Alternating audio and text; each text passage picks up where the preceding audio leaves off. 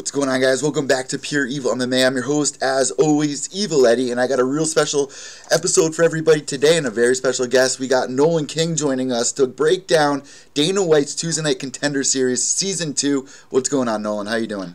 I'm doing well, man. I'm excited to be here talking about one of my favorite things in combat sports, the Contender Series, and thanks for having me back on, man. This is my second time, and I'm excited. Yeah, man, and I'm looking forward to... First off, are you going to be at CES 50 June 15th? I will be there. I will be in the house next Friday. So I'll most likely see you there. So moving forward with this episode, just to let everybody know what to expect, this season Ultimate Fighter is going to be one of the last seasons. Now, they're going to be bringing in Dana White's Tuesday Night Contender Series, which is currently on UFC Fight Pass. There's going to be a transition later on, but for this season, right now, it's going to be on Fight Pass. So me and Nolan are going to give a complete feel up. We're going to feel up Season 2 to see what to really expect, who to keep your eye on, the start times, the days, and anything that you guys want to talk about. The live chat room is open, and Nolan's got some news. But before we break any news or anything like that, Nolan, I want to just kind of get a feel of Dana White's Tuesday Night Contender Series Season 1 and what's going to be different this season, because I've heard a lot of rumors. Now, first things first, with the commentary, any changes with the commentary? They're still going to be doing the Snoopcast? So I don't know about the Snoopcast, but I know that last year there were three commentary groups. There was Dan Hellie and Eve Edwards, Brendan Fitzgerald, who's now with the UFC, and Paul Felder, who's also calling the UFC fights, and then there was the Snoopcast. For this season, not really sure what they're doing with the commentary. I do know that Brendan Fitzgerald told James Lynch on his podcast that he was going to be doing Season 2 once again, and that also Michael Bisping told ESPN that he'd be one of the commentators for this season. So I'm not sure if they're going to have two or three commentary groups or just one, but those are the two that have said so far that they're going to be calling the fights for this season. Now, with Season 1, what really stood out to you? What was kind of like the, okay, this is the future, let's forget about the Ultimate Fighter. What really stood out to you about Dana White Tuesday Night Contender Series? What makes it so special, you think? I think the thing that stands out is there's two things. One is the fact that it's more focused on the fights. It's less about the drama. You tune in. There are 5 fights in the span of an hour and 45 minutes, and then 15 minutes of the lead-in and then the outro of Dana picking which fighters he wants to add to the roster. So that was one thing. And then the other thing is that every fight counts. These guys are going out there and they're fighting knowing that they not only have to put on, get a win, but they have to put on an exciting performance or a dominant performance. And I think it inspires fighters to maybe take risks that they wouldn't usually take in other fights. Like if they were on the Ultimate Fighter and they had to fight, 3 times in the span of a handful of weeks, they wouldn't be out there trying to knock each other's blocks off or, as much. They would try to stay composed, stay healthy, not try to ruin their bodies. But with this, they know that they need to go balls to the wall. So that's really the big thing, and I think that's what separates it from the Ultimate Fighter. That, and also the fact of it being live as that element as well of, and this is also on the real records, which is something different than the Ultimate Fighter. On the Ultimate Fighter, if you fought and you lost or you won, it didn't count on your record. The Dana White Tuesday Night Contender Series, it's going to count in Season 2. It's going to go on their permanent records, like they say in Doug. Yeah, absolutely. It's not an exhibition bout; it's a real pro bout, and it goes right on your record. And I think we've seen that, with the fighters that they've signed, not necessarily on the show, but they signed them later on. Like, they still consider the wins to mean something, even if you don't get a contract right off the bat. Whereas with Tough, like, I guess a lot of the guys do get opportunities, but it's not necessarily. There's always an asterisk kind of that, this was a 2-round fight, it was an exhibition fight, it was multiple fights in a row. So the fighters aren't necessarily held to the same standard when being scouted in the future than if they had an actual fight on their record. Now, before we get into any details of, how many fights are going to be on the card and if the main event's going to be 5 rounds, let's talk about Season 1 really quick, just to sum that up really quick. Who stood out to you in Season 1? I think the number one name that is on everyone's mind is Sugar Shane O'Malley. Who else, though? Who else can we give credit to on the first season? Yeah, I think, in my opinion, the best fighter from that season, that the most ready fighter for the UFC, hasn't even competed yet in the UFC, Kurt Hollabaugh. He had one, I shouldn't say he hasn't competed in the UFC. He competed a long time ago, like a few years ago. He had one fight. He was brought over from Strikeforce and he lost. Went back to the regional scene, destroyed the regional scene at featherweight. or excuse me, at lightweight. And he was the Titan FC champion, comes on, he fought on week 1 against Matt Bissett, and he ran through Bissett, who's a really tough guy. At 145 pounds, he's a monster. He was one of the ones that really stood out to me. Like you said, Sean O'Malley, he's kind of the full package. I didn't think necessarily at the time that he was, when everybody got signed and the end of the summer came, I didn't necessarily think at that point in time he was the best fighter on the show. But I think since that time, we've seen tremendous improvements in his game. And he's somebody that the UFC is totally going to back going forward. So I expect him to continue to make these strides and improvements. And man, there's a lot of good other fighters that came out of it. Julian Marquez, Lauren Mueller, the list goes on and on. So I'm expecting more of the same this season. And a lot of local guys came out of this season as well. So moving into season 2, this kind of geared us up to get really excited to what to expect. And there were names that you were dropping on social media that were coming out, like Antonina Shevchenko, Nick Newell's going to be on this season. Nolan, who else is going to be on this season that we can look forward to seeing? I mean, there's a lot of good fighters. I think that if you look at this season, the roster is a lot more deep than last season. I think there were a lot of guys that were maybe a little bit more relatively unknown last season. This year, they seem to go for more established fighters. We have a handful of LFA champions that are going to be competing, a handful of CES top contenders that are going to be competing. Like you said, Shevchenko's a name. I think that Anthony Hernandez, that middleweight champion for LFA, is somebody that you can watch. You even got like the Greg Hardy of the world. I'm sure he's gonna, in the Austin Lane, the NFL football players, they're gonna bring some eyes on too. They're deserve recognition in their own right for other things. And yeah, man, I mean those are kind of the more well-known names. But I also think if you go deeper into the roster, there's a lot of these guys that may not be known that are very good fighters and are totally ready to take it to the next step. I mean, I just spoke with Justin Sumner, who trains under Nick Newell here, 10 minutes away from me right now. They're training right down the road from me here. And the energy that they're saying is in that gym, knowing that they're both going to be on, week 6 and week 7 of this season. It feels so special. Nick Newell really seems like the breakthrough story on this. The weird thing, though, and I want to get your take on this, is with Dana White's season like Contender Series, we see a lot of younger guys with 4 or 5 fights. But on the other hand, Nick Newell, he's got 14, 15 fights. Only 1 loss, though, to Justin Gaethje. Now, what are you expecting going into this? Were you kind of surprised that he was going to be one of the contestants on this season, knowing that he's more of a veteran compared to some of the guys that we've seen on season 1?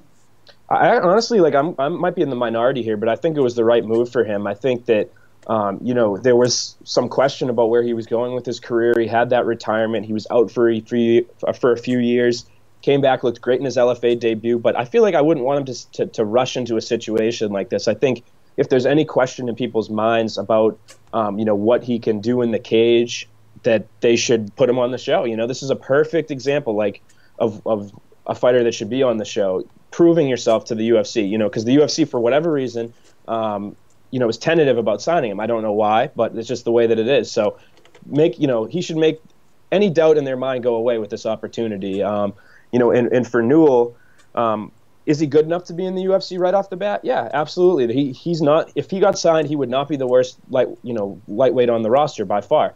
With that being said, there's a lot of guys on the regional scene in the United States and Canada and Mexico overseas that are better than a lot of UFC fighters, but they still don't get these opportunities for whatever reason. I mean, even looking at the Contender Series for this upcoming season, there's a guy, CES champion, fighting next week, Chris Curtis. He's won a handful of fights in a row. He holds 4 belts across regional scenes, and for some reason, they didn't sign him right to the UFC either. So Newell's not necessarily like an exception to the rule. I think he's just he's in this boat of fighters that, for whatever reason, the UFC, despite them being established fighters who have proven themselves, the UFC hasn't necessarily been interested. I don't necessarily think that it's a bad thing for Newell. I actually think that this is kind of a perfect step up from his last fight to the UFC. In his last fight, he fought Luque, and he got the victory once again, which left no doubt in my mind he's ready for the next step, especially after taking that time off, seeing what the one guy who beat him has been able to do in the UFC. I think it reassured him. And I had Nick on about 2 years ago, and he had a movie that was about to be made after him, done by the people who were making 12 Cloverfield Lane or something like that. And it just seemed a little off because the way that his story ended at that time was he had that loss to Justin, and then that was really it. He opened up the gym. To have him come on their Tuesday Night Contender Series, if he gets the win and then goes on to the UFC, it would just make for a Rocky-style ending for Nick. And you know what? For this season, it really seems like they brought in more, not controversial, but more of what the hell is going to happen, or you're going to root against somebody. Kind of like Hardy. Let's get into Hardy, who, just in case nobody is familiar, what's Hardy's backstory and what's so controversial about him? Yeah, so he was in the NFL. He was, a phenomenal linebacker in the. Excuse me, I'm not as familiar with football, but he was a phenomenal player in the NFL, and he got in some trouble because there were some accusations about his about domestic abuse with him. Went through this long process about whether or not he did it, and the NFL did their investigation, and they suspended him. He's a name that has been all over ESPN. He's got the story outside of football that has made him very controversial, and he's been kind of out of the public eye for a few years. He's been notable for his MMA fights. I think that's when people started hearing about him again. He's had 3 amateur fights since leaving the NFL, and he's won them all. His last fight was an amateur fight for LFA, which he defeated a 4-0 amateur by 30-second knockout, something like that, or maybe it was even less than that. But yeah, he's somebody that's a freak athlete. I don't think we've necessarily seen another sports athlete come into MMA when he's in his prime of his athletic abilities. So I think it'll be interesting there, and he's kind of a specimen. But the guy he's fighting, Austin Lane, another NFL player who has built himself a little bit more. He's 4-0 in MMA, and he's fought on Flow Combat on their fights quite a few times. And he's somebody that could be, he's a prospect that in his own right was circled for this Contender Series. So it's an interesting angle they're going at, doing the NFL versus NFL. Yeah, that is really interesting. And just in case anybody was like, what's up with all these sports guys coming over?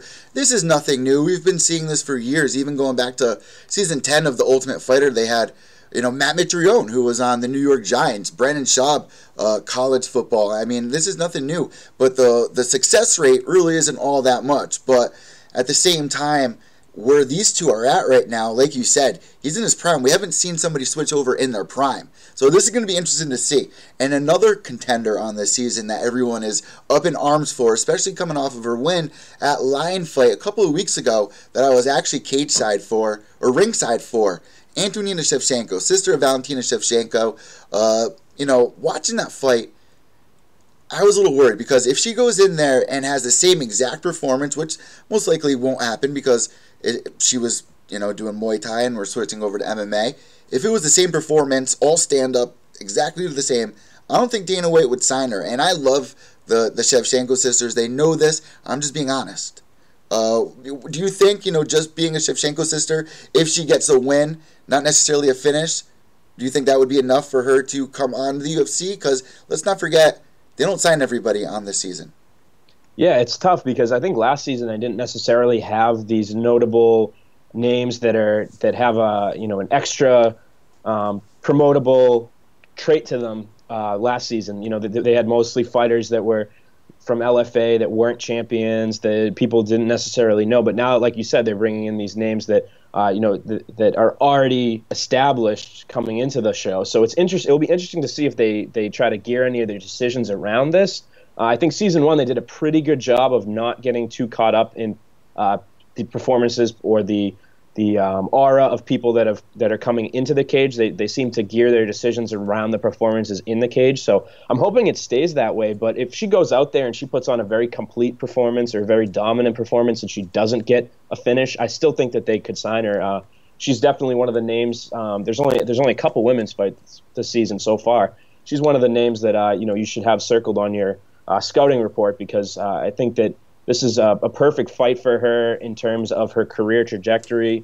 This is a step up from anybody she's fought. Silvana Gomez Juarez is a fighter who has contended for the KSW championships over in Poland. So she's very legit, and I think this is good matchmaking. So it really just depends on what kind of performance she puts on out there.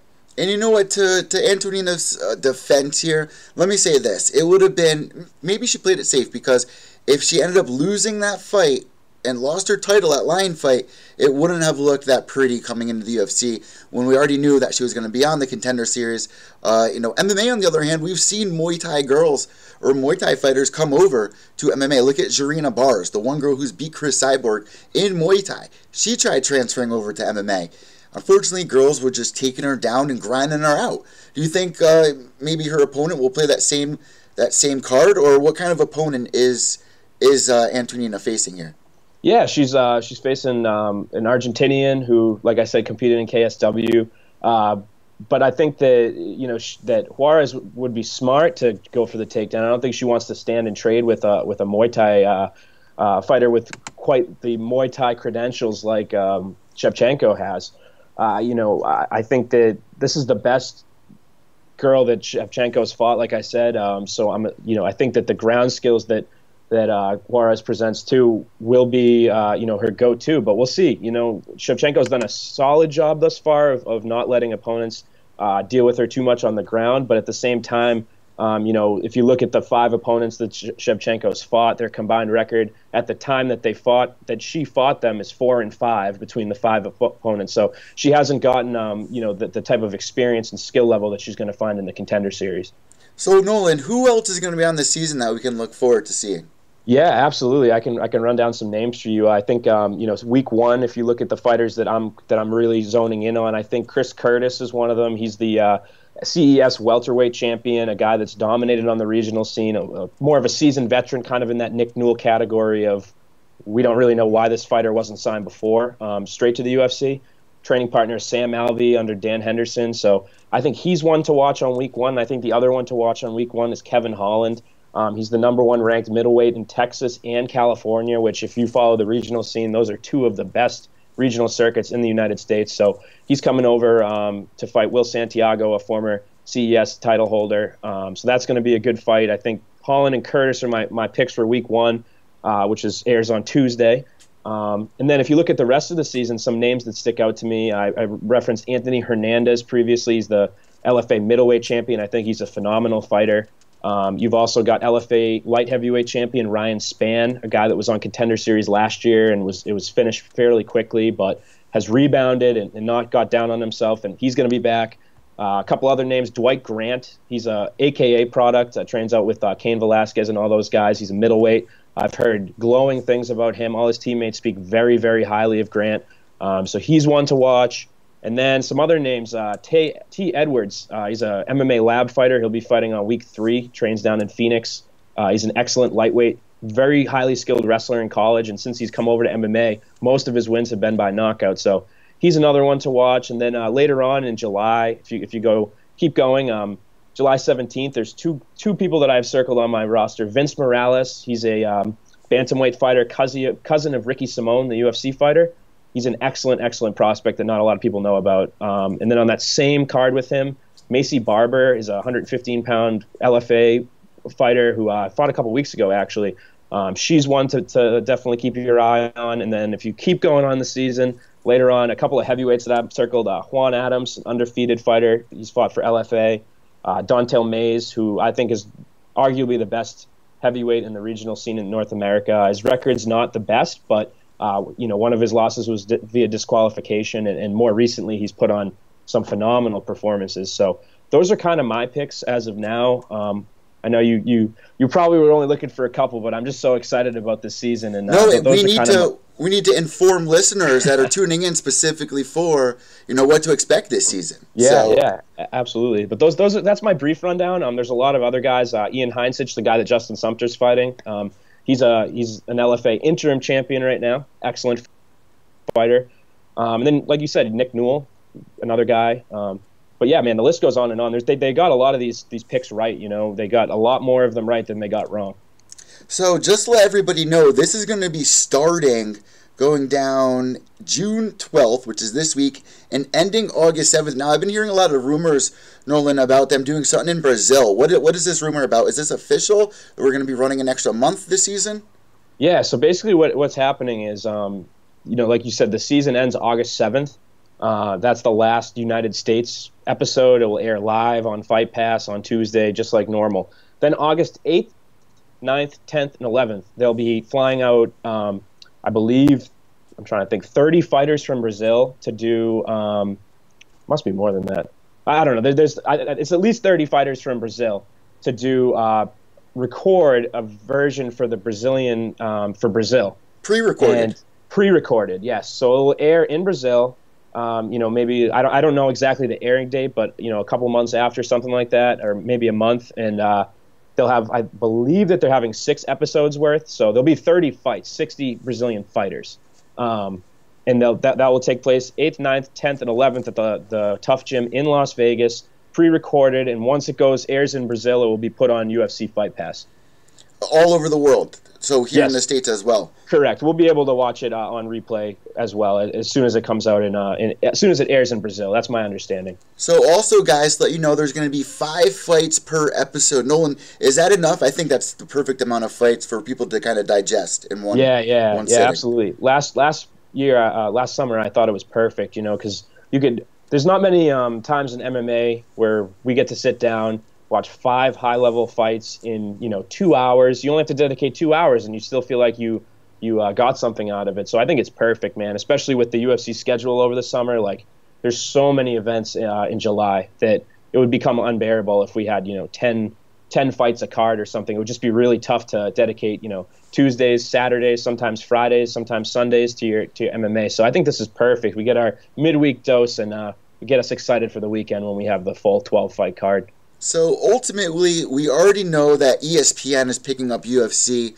off of FS1. So after the season on the UFC Fight Pass, do you think they're going to switch it onto ESPN, kind of like they have on FS1 with The Ultimate Fighter? Yeah, so what it looks like they're going to do in the press release is that in Season 3, will start airing in June of 2019, and it will air on ESPN Plus, the streaming app. And it will be, the same amount of episodes as this season, I believe, 8 episodes. I'm assuming, barring any changes that they'll make going forward, I think it will be the same. I think they'll continue with the what's been working for them. So, Nolan, before we let you go, man, is there anything else that you want to let us know about this season, what to expect, what to look forward to? Yeah, absolutely, man. I said that I was going to come on here and break a fight, so that's what I'm going to do. I just got word that on July 24th, the episode that Nick Newell is going to be on, LFA heavyweight champion Jeff Hughes is in the works to take on former Bellator veteran Josh Apelt. Apelt fought Bobby Lashley. That's probably where he's most well known for. But that will be, if all goes well, it seems like that fight is all good to go. And on July 24th, those two will be squaring off inside the Contender Series cage. Nolan, last time I saw you was at CES, and we were talking about Greg Rebello. Is he going to be on this season this season Ultimate Fighter, this season of Dana White's Tuesday Night Contender Series? That he is, man. He'll be on the June 26th episode 3. He'll be fighting Oscar Ivan Cota, a Mexican heavyweight that not many people really know much about. There's not a whole lot of tape out there on him, and even the tape that does exist is either old or kind of it's like a highlight video, so you can't even kind of tell how the fight was going. So, yeah, he'll be on June 26th. I actually talked to Greg the other day, and he's viewing this as his last hurrah. This is the last chance for him to get into the big show. So we'll see what happens. I think it will be a fun matchup, and kind of having that unknown opponent makes it even more interesting for everybody watching at home. Fingers are crossed. There are so many exciting fights to look forward to this season. Nolan, everyone can find your work at MMAtoday.com and also flowcombat.com, correct? Yeah, MMA Today, Flow Combat, and then also I've started working with Tapology. So if anybody finds any errors in our database or anything, just let me know. But starting this weekend, hopefully today, I'll be putting out my Contender Series profile interview pieces. I try to talk to as many of the Contender Series guys as possible, give their backstory and their thoughts on the upcoming fight. So I think I talked to 5 of the guys that are going to be on this week's episode, 5 or 6. So those will start cranking out this weekend, and yeah, man, I'm excited for this time of year. I'm glad you have me on, so thank you. Last but not least, who else is breaking this news? I see James Lynch and Sean Bitter. Yeah, so Sean Bitter's done a really good job with the Contender series stuff. It seems like me and him have kind of taken over most of that. If you're looking for, you know, in my opinion, he's the best interviewer in the game. I think he gets his interviews out like I don't even know how he does this many interviews, man. You look at some of the weeks he's doing like 20 interviews, but he's always first. You know, he always gets he always gives the prospects respect. If they get a fight announced, he always is the first one to talk to them. So definitely check out James. I think he's if you're looking for Contender Series coverage in terms of getting to hear from some of these guys on video, things like that, like he's the go-to guy. And then if you're looking for breaking news, I would say that Sean's done an excellent job, and I've had my fair share of breaking fights as well. Of course, Nolan, you're my go-to, man. I got you on my notifications. Anytime you tweet anything, it could be "Good morning, guys." I know immediately. So I appreciate it, Eddie. Nolan, thank you so much. I'll be seeing you next week, the day after my birthday, June 15th, and we'll talk then, man. Thank you so much for coming on here. People can follow you on social media at MMA_Kings. Is that Twitter and Instagram? So yeah, right now I'm just on Twitter and Facebook for my MMA stuff, and on MMA Today's Facebook, and then my personal Twitter here that you guys all follow. So that's it for me now. I should be launching an Instagram pretty soon. Nolan, thank you so much. Enjoy the rest of your day, and I'll talk with you soon. Hey, thanks, Eddie. Take it easy. Behave yourself. I will. There you go, guys. Nolan King joining me to give a rundown on Season 2 of Dana White's Tuesday Night Contender Series. I cannot wait for this season to go down. I will be watching week to week, episode to episode. I will be giving my predictions. Also, I'm going to be trying to get on as many of these guys as I can. But in the meantime, go check out Nolan's page. He has complete coverage. I don't care what he's saying about anyone else. Nolan is the go-to guy. Also, James Lynch and Sean Bitter. Anyone else out there that I'm forgetting, I'm sorry. Those are the three people I've been seeing really consistent on giving us updates, sharing news, getting interviews out, and like Nolan was just saying, constantly pumping out interviews. It's exactly what I'm trying to do here with you guys, so I hope you're enjoying it. If you do, it would mean an awful lot to give me a thumbs up to let me know you're enjoying the videos. Subscribe down below, also on iTunes, Podbean, Stitcher. You can find all the Pure EVil MMA content at mymmanews.com. Last but not least, guys, UFC 225 is going down. My prediction show is up. Ultimate Fighter Season 27, Episode 8 recap last night. That is up as well, where I was joined by Suman Makatran, who randomly just called in the middle of the show. I mean, we were blessed how that worked out. My phone was going off like it is right now behind me, blinking. If you listen to the podcast, you can't see what's going on behind me. But another thing, we're in a new studio, guys. Loving the new vibe, loving the new feeling here. Things couldn't be better for me here at Pure EVil MMA. Got my tattoo appointment coming up. Gonna get Pure Evil done on the fists. This isn't a game, guys. It's a lifestyle. I keep it 100 with you, and you know it. Last but not least, behave yourselves.